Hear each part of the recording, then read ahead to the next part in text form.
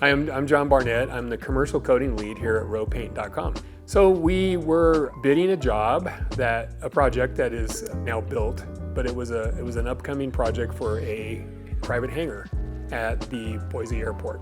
So the client that was building the hangar had another hangar at the airport, and they were looking to expand to a larger space and something brand new. They are a high-profile client, and they decided on a 20,000 square foot hangar to be built near the old hangar, and they were going from less than 10,000 square feet to over 20,000 square feet. So for the surface preparation on this hangar, we had two choices. One is to grind it, which is what we normally would do, is use our big, heavy concrete grinding equipment with diamond tooling and grind the floor to open the surface up to accept the coating. Instead, we went with a shot blasting method, which is the other method that you would use to prep concrete. Shot blasting is a machine that looks like a little lawnmower almost, but it shoots steel shot at the floor at about 600 miles an hour. It bounces off the concrete and breaks open the top of the concrete to expose it's just below the cream of the concrete, just below the surface, to expose the absorbent part of the concrete. It's perfect if you're going to be putting a thick coating down.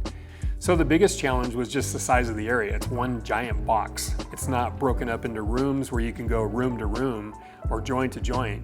It was just a large, wide open, floor, 150 feet by 120 feet or something like that. It was in that range.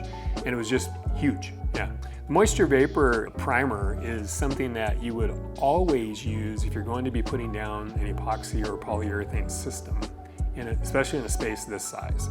You don't want to have a failure. It's an insurance policy. It's a primer just like any other primer, except it has a different use. It holds back moisture vapor drive, which is not the same all the time. It changes. So it might be very, very low during one part of the year, but in another part of the year, it comes up and it'll actually cause a coating to fail if you don't use it. So we didn't really give them the choice actually. We told them we're going to use a moisture vapor primer, and they were okay with that. And it does cost more. It's a higher cost, but it's an insurance policy. So this was a 3-coat system, which consisted of the moisture vapor primer as the first coat, followed by a thick coat of 100% solids pigmented epoxy, pigmented white. This floor was a white floor. So we put down the first coat, which was about a 10 to 15 mil primer coat.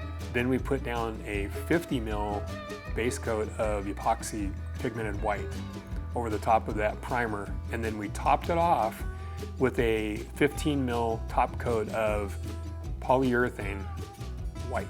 The temperature at the time we started was still in the 50s, 60s during the day.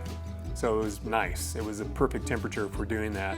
As the project rolled, we were going into winter. We're coming into winter from fall. So the temperature started to drop.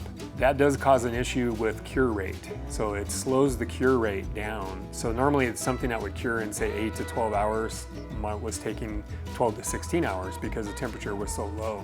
So the biggest challenge was the actual temperature. And a little bit of wind too, because those doors had to be open so that we could do the work on the door tracks where the doors slide.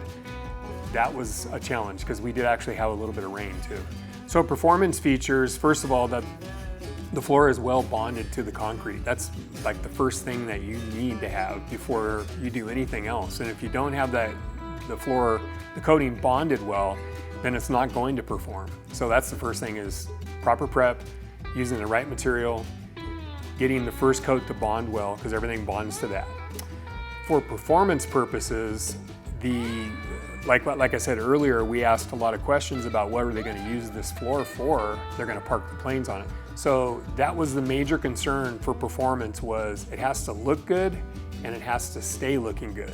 So this floor is a white floor with a safety yellow 5-foot wide walkway or band around 3 sides of it. So the back wall and the 2 side walls with an anti-slip texture to it. So the final outcome is this amazing looking reflective, just looks like it's still wet.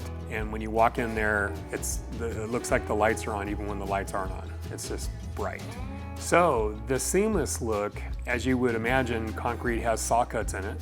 I think it was every 13 feet one direction and every 10 feet another direction. So we had to go through by hand and fill all those joints. And there was, I would say, about 1,500 linear feet of joints to fill in this space. And we did all that with epoxy, with a thickening agent that we add to it. The client was pretty happy. The pilot that came in and looked at the floor said it looked sexy. So I was going with that. The actual reaction to the floor, the ownership, which they have a very high standard, they came in and said they loved it. So that made me feel really good because we worked very hard on the floor. So with proper care, they should never have to recoat it if they keep it clean. If they don't keep it clean, I would give it a 10 to 15 year life, depending on their traffic, before they would want to maybe recoat just the top coat. And all you would have to do there is prep what's there and just put a new top coat down. So as far as alternatives, they did have other choices. They could have just kept it bare concrete and just, maybe sealed it. They could have gone with the urethane cement system, which was a lot more expensive, and there were other contractors that were actually pricing that. So we actually did as well, and they ended up choosing the system that we had recommended. And I actually went to a manufacturer and talked to them to make sure that that was the proper system, and it was. So the choices they had were to go with what we had proposed or with that somebody else had proposed, and they chose what we had proposed, which was the alternative system that was still appropriate, but less expensive. Epoxy coatings are very durable. They will take very high traffic, and they'll even take some impact. Even though it's a thinner system, they'll still take a little bit of impact before they fail. The idea behind coating hangars and places where you're going to be parking equipment that may leak is the epoxy is very chemical resistant. This system is a good chemical resistant system. So if I were to talk to somebody else about this system, which I will, I would say the reasons why we actually installed the system, to give them a little education on why they would actually go with an epoxy with a polyurethane. There's so many systems and so many different applications and reasons why you choose what you choose. It does take experience to understand that not, one size fits all. You need to be able to go in and talk to the client and see what their use is going to be. That will completely direct you to the system that you want to suggest for them. Budget plays into it as the last item, in my opinion. I know everybody wants it as cheap as possible, but that's not always achievable. Sometimes you have to spend a little extra money to get the right system.